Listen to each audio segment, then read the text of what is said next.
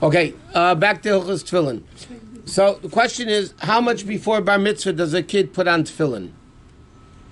So the Rama writes they shouldn't put on tefillin until they're actually bar mitzvah. And many people go by that the kid, the day becomes bar mitzvah. Maybe some people start a few days earlier just to train him in it. Chabad, the custom is a kid puts on bar mitzvah, puts on tefillin 2 months before the bar mitzvah. For the first while, basically the first month without a bracha, and the second month with a bracha. That's our custom, the Magen Avram, that a boy puts on tefillin before bar mitzvah 2 months. Now the question is like this: there's something called Rabbeinu Tam's tefillin. Now, what's the difference between Rashi and Rabbeinu Tam? Because that's, as they're known, Rashi and Rabbeinu Tam, even though Rashi's tefillin is really the Rambam's opinion, but it's called Rashi's tefillin versus Rabbeinu Tam's tefillin. And the difference is basically in the order of the Torah portions. How do you put the order, number one, on the hand tefillin? Because there are 4 parshias of the tefillin. You have Shema, V'hoyim Shemoya, Kadesh Li Kol B'chor, and V'hoya Kviyacha. These are the 4 portions of the Torah which are written in tefillin. So the difference is, the question is, what's the order of the 4? So Rashi holds one way, Rabbeinu Tam holds a different way. And according to each opinion, the other one is puzzle. Mamish not kosher.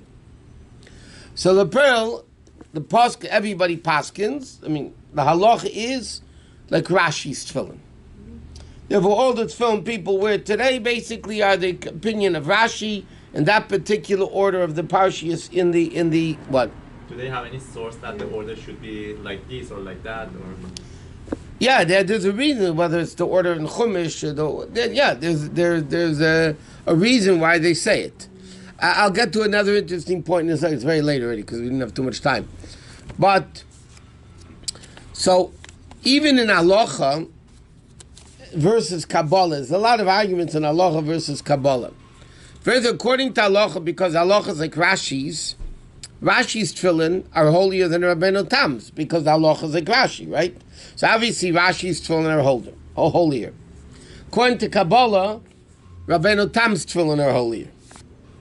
So what difference? It's an interesting difference. We learned you can only go up in Kedusha, you can't go down.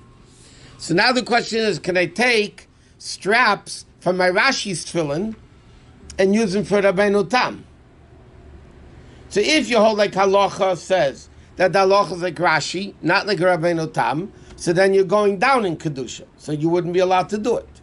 If you're holding like Kabbalah that Rabbeinu Tam is holier, so then you could go from Rashi to Rabbeinu Tam because you're going up, not down. Okay? So before we get into that, when we were growing up, when I was a kid, growing up, Chabad custom at that time was, we put on Rabbeinu Tam's tefillin at 18. Generally speaking, we put on Rabbeinu Tam's tefillin at 18.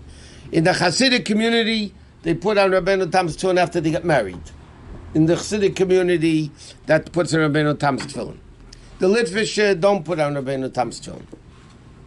Our custom was, we used to go into the Rebbe every year for our birthday, for Yechidus, and when we reached 18, we would ask the Rebbe in Yechidus if we should start wearing Rabbeinu Tam's. That was the official custom, and most of the time the Rebbe said yes. A few individuals the Rebbe told to start putting on earlier, but generally that was the thing. One time there was a Purim Fabrengen in the Lamids, and the Rebbe said, because according to many opinions, you're not supposed to wear Rabbeinu Tam. It's too holy for a regular person to wear. So one time at a Purim Fabrengen, the Rebbe said, I know all the things it says about the reason not to put it, but I'm saying that everybody should put on Rabbeinu Tam's tefillin from Bar Mitzvah. Not only do we put on Rabbeinu Tam's tefillin at Bar Mitzvah, the 2 months before putting on Rabbeinu Tam, before Bar Mitzvah, when we wear Rashi's tefillin, we also wear Rabbeinu Tam's tefillin. So now the custom in Chabad is that the kids 2 months before Bar Mitzvah, when they put on their tefillin, they put on Rashi and they put on Rabbeinu Tam. So how does it work? You daven in Rashi's tefillin.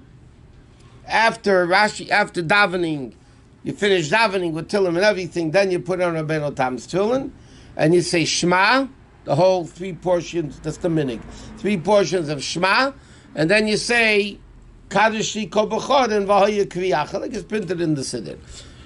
Okay, there are some people that put on 4 pairs of tefillin, but for that, the Rebbe said you need a very holy body to be able to wear 4 pairs of tefillin. The Rebbe wore 4 pairs of tefillin.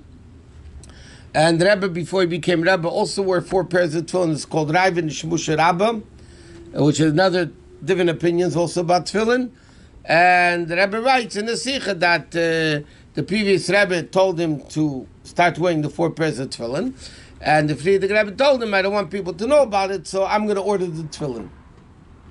And then you'll put it on. So about today, the meaning in Chabad is that everybody puts on the Rabbeinu Tam's tefillin.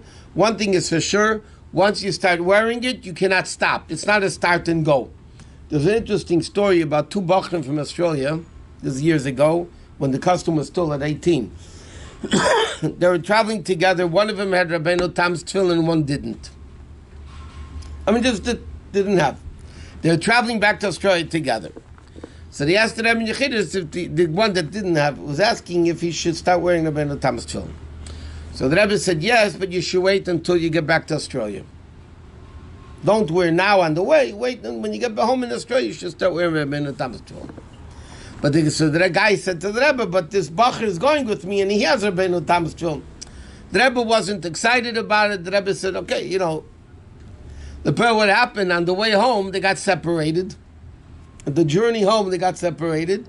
So the guy that started wearing Rabbeinu Tam's tefillin in New York ended up getting stuck without his friend who had the Rabbeinu Tam's tefillin, and he missed a few days of Rabbeinu Tam's tefillin, and he saw that the Rebbe was right, that he should wait until he gets home to Australia to be able to wear Rabbeinu Tam's tefillin.